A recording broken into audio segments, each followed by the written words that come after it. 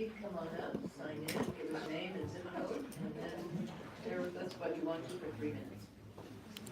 Mayor Council, my name is Jason Ledyard. My zip code is 84060. I am also a homeowner along the rail trail. I thank you guys for the work that you did.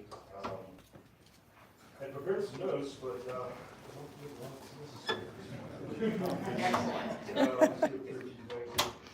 one thing I did want to call out, I'm an engineer, and I've also I'm a licensed general contractor with Utah and a licensed contractor in California. Something I will touch on briefly is the cost of a light rail, around $150 million. Now you guys keep yourself about $2 billion for reparations supply. Please keep that in mind. That's if it's on the surface. Bury it. There's much of it. The one comment that I've heard a couple of times, and it was about what we do with buses. So I mentioned the Ohio State, which is a gigantic campus with urban bus service, express buses. The bus routes, I've been a couple of steps of bus route by my house in Antioquia. We're going to need express buses for which is flat. First time one. Two, Silver Creek. Sorry, the Silver Creek lift. Excuse me. I'm speaking. Express buses will be. We don't need to move the cluster in the middle of town. We need to have the buses pick up, drop off, and most importantly, they need to run at a frequency that you're not guessing at when is the next bus coming. You know, that next bus should be sitting there. It's like picking up the airport shuttle. If it's done right, that rental car shuttle is right there, ready to pick you up when your first one takes off. So frequency of buses, and also buses that we want to ride on. Look around the cars that are driven in our community. Maybe some buses that we've spent some of this money to upgrade the bus to be something that folks want to and look forward to riding on. That are equipped to handle our snowboarders and skiers and some of our operators potentially. So there's just, I heard those brought up. I wanted to reinforce. I want to do some special. Thank you. Thanks for coming in. And those of you online that would like to make a comment, please go ahead and put your hand up. Hi. Hi, my name is Cassandra Barnes, and I'm for Cisco, and I can't talk my name. I initially came because of the red job, but I just want to say you guys have a very good job ahead of you. And I'm wondering, is there information on the effects that the Richardson Platte parking right has already had? Like how can we as citizens find out? I'm behind you 100%. I think it's a great idea. But I don't think only skiers are using it. I think that if it's grand later, maybe people would use it to go downtown, that kind of thing. And are those numbers available? Has that research been done? We get regular reports for that. Directly behind you, to your side there, is our transportation director, Tim Sanderson, and the other way, if you just turn around, he can direct you to where you can find that information.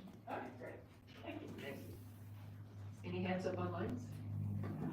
Yes, Mayor. Travis, if you could please state your full name and zip code for the record. Hi, Travis. Yes. Hi, can you hear me? We can. What's your last name? Ingval, and 84060. I'm actually taking this call staring at 248 right now from my backyard.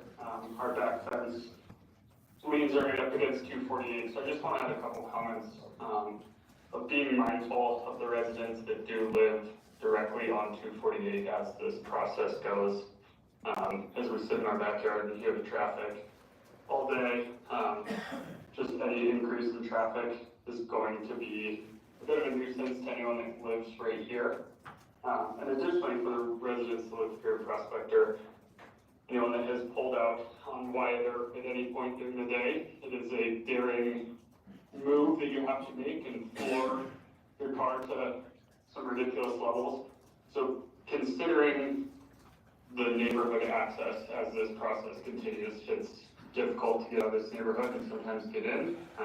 So yeah, just keeping those kind of, the residents that are here in mind as all this process goes on. Okay. Great, thanks for joining us. Thank you. Hi, Kathy. Hi, good to see you all. I'm Kathy Hunter, 84060, and I wanted to start by saying thank you to all of you for the opportunities for community input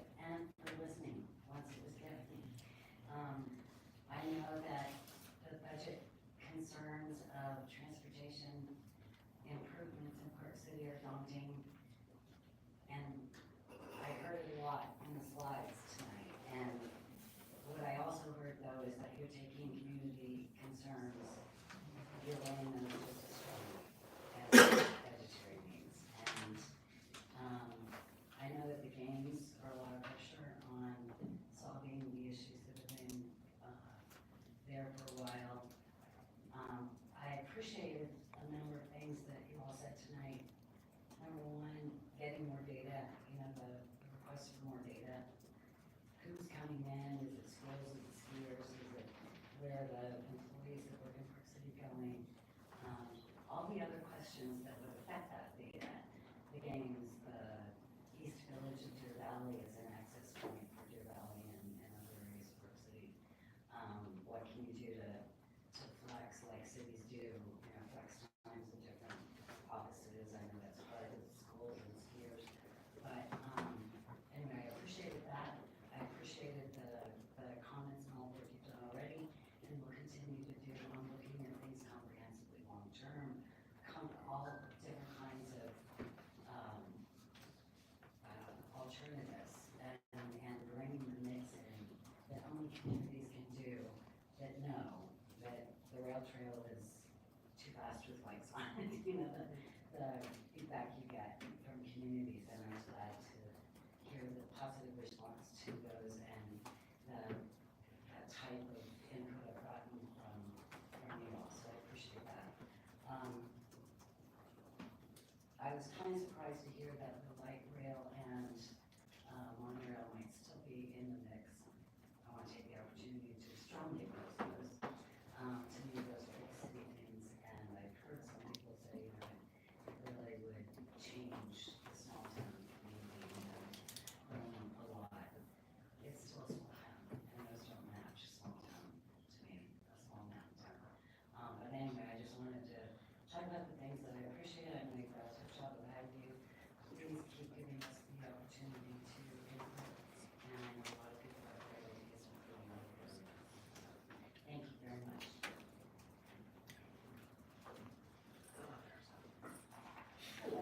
Hi, I'm Robert Rosenberg, 8406. I'm very pleased to hear that the rail trail is going to be preserved, at least at this juncture. I think for the future, the council should make a permanent decision that the rail trail will never be used as a transportation corridor. Thank you. Thank you.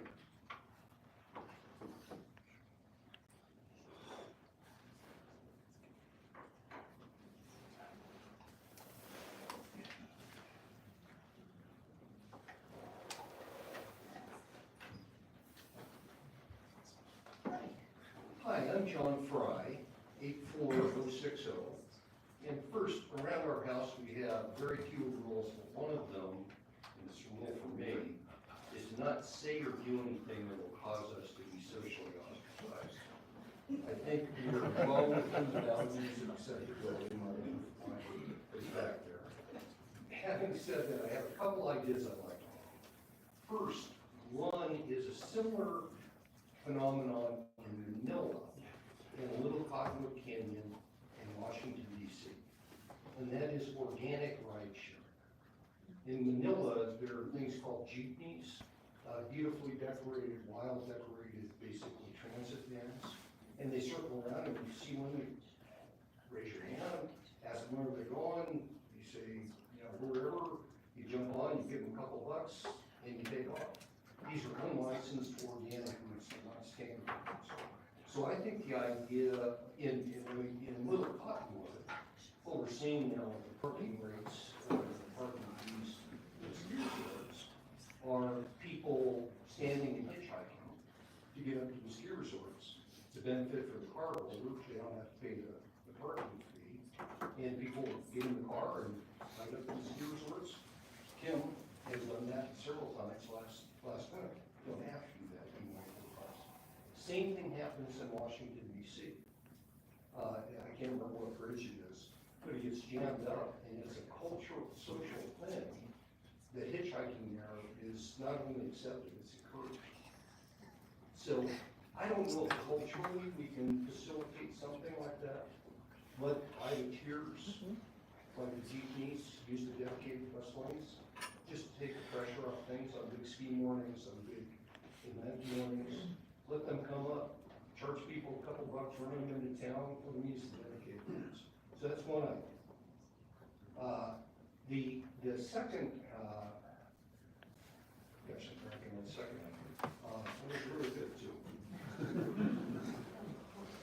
Okay, I'll email it to you guys. Anyway, thanks for your help. Thank and you. appreciate it. Thanks for coming in tonight. Do we have any hands up online? Yes, Mayor, we have a couple. Julie, if you could please state your full name and zip code for the records. Yes, hi, I'm Julie Kehoe, 84060. I'm actually a Prospector Square resident, and recently purchased one of the affordable housing units that's in town, so thank you. I also have a degree, although not working in it, a degree in architecture with an emphasis in urban planning. And I actually do use the bus route in town here, so a few suggestions and things, that we're hopefully this committee is interested in, or, how should I phrase this? Reviewing, I guess. There was this comment about express buses, and that's fantastic. Usage, that the councilwoman, had brought up is, what are people using a bus for? What, are they going to the resorts? Are they going to Main Street? And really studying that. But I think in order to get people to actually use the bus, we really need to make it efficient. And I think some sort of actual bus buildings at some of these major terminus points, at the resorts, at the, where Bonanza Drive is, not just at the transit center, and actual stops, whether this is bus or for light rail would be applicable, but actual shelter. If you're going out to a nice dinner in town, the last thing you're gonna do is stand in a snowbank for 20 minutes to wait for a bus, right? If you're going to the resort and you wanna bring your backpack and shoes to put on so that you can enjoy a beer afterwards, the last thing you wanna do, is do that in your ski boots. So somewhere, potentially exploring options at the resorts where there's bus transit buildings with lockers. Something to that where there's incentive, I guess, for people to use the bus. In addition to being faster to get where they want to go, but make it easier to get where they want to go. That's it. Thanks for joining us, Julie. Oh, thank you. Any other hands? Yes, Sean, if you could please state your zip code and full name for the record.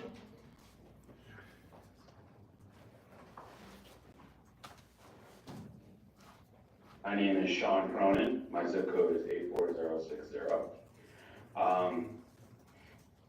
Back to some of the comments from Tanya and from Ed Parisian, as well as other council members, and Julie mentioned it as well. I think very much understanding who it is that is causing, or that is part of our traffic and congestion, is a very important thing to understand.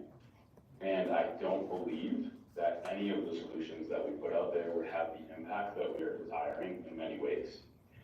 There's a difference between traffic and congestion. And traffic is the amount of traffic that goes in and out. Traffic can flow, traffic can be managed, traffic can go through. And I do believe that we need to look at how we actually manage our existing traffic right now to improve upon congestion that is self-imposed. If anyone that drives that corridor, and the challenge is, there's not many people that are your constituents that are voting, that live and work in Park City, that are driving that 248 corridor on a daily basis. I live in Park City Heights. I've been doing it for the past several years. The people in that traffic with me, from 7:45 in the morning to 10:30, and I've driven at various times to even later in the day, are people that are going to work for the most part, and they're not just working at Park City Mountain. They're not working at Deer Valley. They're not working on Main Street. The places where people are working are widespread around the community, from everywhere from Snow Park down into halfway down to, let's say, Kimball Junction, all the way through Prospector. It's amazing how quickly that traffic disperses once the single lane goes away on 248. Now, the next part is, do we want to increase traffic? I absolutely agree. We want to find ways to minimize, to reduce, and to not bring more in. And so that goes back to a comment that was there earlier with parking. We look at not increasing parking the way we have managed it in the past at the resorts, at different business areas, at different commerce areas, on Main Street, and say, great, the parking that's here is the people that need to use it, and that are gonna use it short term, or it's part of the employment agreement that exists with them. And that goes through. It's a really critical one. The population that is using it are oftentimes people that need to have their vehicles because they're realtors that are gonna go to 3 or 4 different meetings throughout the day. They are not on a place, they're not walking distance from a resort or from Main Street. They need to drop off their children at an activity or at school or at daycare or another location in town. And the way that 248 presently is, it does affect buses, but it also is just simply creating congestion. The rest of these, like, when it just comes to straight resorts and Main Street, yes, rapid transit will work for that because everyone going to that location and those businesses can ask their employees, they can require their employees, which many of them have, to park at a parking ride. Sean, we appreciate your comments. You're out of time, unfortunately. Thank you so much All for right. joining us. Thank you for listening to me. Again, I've already signed in. You know, it's kind of confusing to me. We have 5 people on the city council just stated they don't want anything to do with the rail trail, any intrusion on the rail trail. But we can't vote on it tonight, and everybody just said we don't want it. So I don't know why we can't just vote on getting rid of the phase. The council has given that direction to staff. Yeah, and It doesn't require a I vote. thank Connor because as a staff, as working companions, because that meeting that we had at Prospector Park, it wasn't just a calm meeting and discussion. It was really aggressive by 100 people that were there. And then I hear, I wasn't gonna step up again, but then I hear, Mayor, again, where you bring up widening the rail trail. And we already did this, 3 years ago, where you had to pull the vote in the meeting because there were so many complaints about raising, widening the rail trail. I asked that the study be brought back. But it's been decided over and over again for 15 years to leave it alone. You can go from Manhattan Beach to past Pacific Palisades on a bike trail with bikes, electric bikes, rollerblades, skateboards, tandem bikes, baby strollers, and it's not much wider than we already have. And they seem to be able to handle thousands, not hundreds of people, not endangering anybody, getting out of the way, and going slow when there's traffic, and yet we keep revisiting the same things on the rail trail. So we need to get 500 people in the room to say leave it alone. We're not interested in widening it. So I hope it doesn't take reconsideration on that topic. Thank you. Any other hands up? No more hands raised, Mayor. Hi, come on up. I'm Joy Rodwin. And I noticed I'm the person here who's not from the 840. I'm 84036. So I'm not, I can't vote on anything, I can't vote on you guys. But I do have an interest in further that, I use the rail trail, and I notice the increase in traffic all the time. And I think it's gonna be important, we've got tons of, real estate developers out there.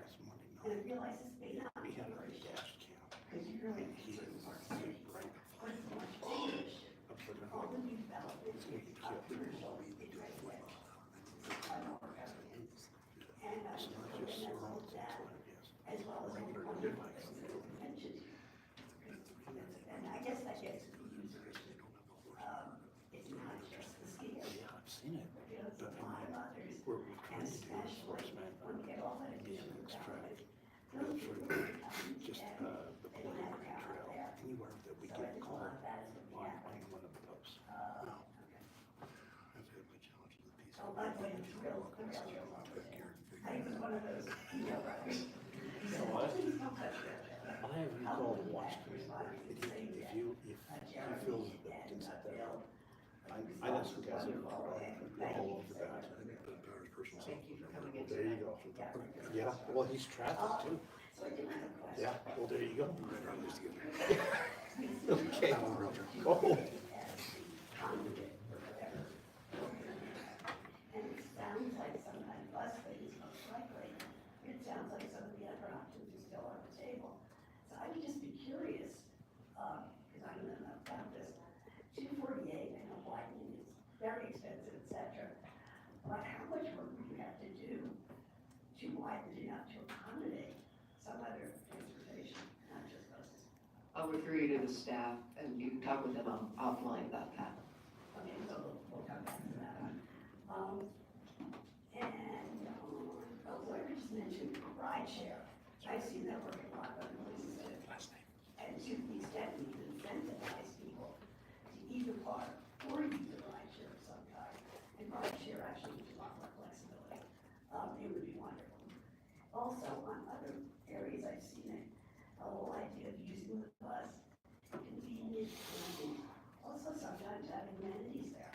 In New Jersey, I think it is, we got little, not supermarkets, but little mini bars. So you can pick up your milk on the way home while you're using that means of transportation. And the other thing I thought about, which made me really wacko, is maybe some of the merchants and other stakeholders in Park City might be willing to help on incentivization. You know, if the bus pass, if you, a free ski pass, if you use the bus, 20 times, something strange like that. So, thank you for listening. Thanks for putting so much thought into it.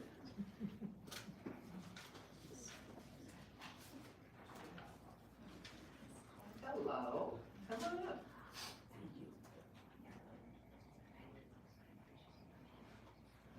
Good evening. My name is Evelyn, zip code 8460. So I'm going to probably harp on something I've harped on in the past. I apologize already. First, we propose for a 24 solution. We've got to move the cars to be able to intensify the mode of transportation, to be able to remove traffic and congestion out of the city. But as I've said before, and as I'm going to be the council to do again, we have got to look beyond the local solution. We have got to continue partnering much deeper and much more than we are today with WFRC, UTA, and MAD, because on traffic, as was exemplified and as is shown in the data, is when it was at back, Yes, sir. and our traffic is not more local traffic. When it comes to doing so, we therefore have to rely on data to make sure that we're able to make guided decision with data. I'll touch base on the light rail. It requires significant capital outlay. Most importantly, light rail, like AGV, is not a flexible solution. Insofar that once you've installed it, our city lives and breathes, the light rail won't. You won't be able to change the route. You can change the route on a bus. And so that makes for a far more economical, nimble, adaptive solution for the problem it is we face. Most importantly, our traffic is also seasonalized, and only the bus provides you that flexibility to actually nimbly adjust capacity to the needs we have. So in the end, it is a solution that is a significant financial decision that's going to be our city for the long term. We've got to make the right decision based on informed facts, but also ensuring that we have the net present value for this project that represents the lifetime usage of the solutions it is we look at in combination. And we all know that once we do this, it's highly likely that the rail, with all the investments it will require, will way below the line once we do so. Thanks for your attention. Thank you for coming. And thank you for serving on the Disruptors Task Force. Thank you. Any other public comment? Last chance for hands up? No hands raised, Mayor. All right, we'll close public input. Any closing comments from the council? Probably a quick one. Yeah, we're at a critical point right here, and we're really excited that you guys are moving forward. There was some conversation tonight that we don't know what our problem is, we don't know where traffic is coming from. We do know that the first year that we stood up service at Richardson Flat, we had roughly 35,000 people parked there. We do know that when we improved the bus service and didn't have you transfer at Park City High School the following winter, that service went from 35,000 riders to 100,000 riders, okay? We do know that in the third year of service, when we actually did express buses to PCMR, Old Town, and to Deer Valley, that the ridership went up another 50% from 100,000 to 150,000 riders, okay? In 3 years, in a park and ride that does not have the access that it can have to make it more convenient and a better use. So I'm really excited to continue down that path and make sure that we can make that park and ride, serve that need. We do know that we have an average of 45,000 vehicle trips in and out of Park City every day. That's a daily average over the course of 365 days. 30,000 of those are on 224, 15,000 of those are on 248. We do know that the expectation is that number is going to grow probably close to 60,000 over the next 10 years, roughly. So it's going to keep coming at us relentlessly. So we need to get in front of the problem now.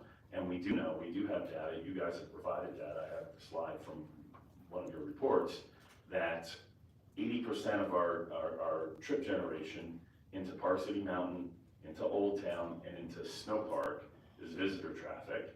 And that's in the context of 4 million visitors a year and, roughly 1.2 to 1.5 million skier days a year between Deer Valley and Park City here in our jurisdiction. So we know where the problem is. We need to figure out how we're going to address it and how we can do it in a way that actually modifies behavior. We need to modify behavior. Can't cater. We talked about fixed route transit. When was the last time we moved a road here in Park City? We don't move a road to serve someone's needs, right? We just change what roads we use. I want to empower you guys to do what you need to do to make sure that we can get in front of this problem. We've got a generational opportunity, and I want to make sure that we don't squander it. So thank you. Any other comments? Mayor, if I may. Yes. Thank you for that comment, and I just want to summarize some of the things that we've heard, that we have the direction. Sure. We're moving forward, and we can turn back and push what we need. And, I also, just as staff,